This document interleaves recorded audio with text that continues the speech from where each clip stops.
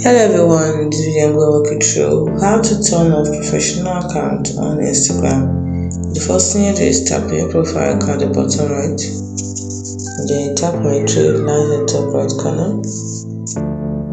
You scroll down to business tools and control, tap on it, scroll down until you see switch account type, which is this particular option here. Tap on it and then tap to switch to personal account. When you switch to personal account, you will lose access to the in-app insights and insights from all your content, including your promotion. You also lose access to Meta business tools such as Meta Business Suite and Ads Manager. Still want to switch to personal account? Tap on switch to personal account. So now I'm turning off my professional account and switching to personal account. I will switch to personal account. It's as simple as that.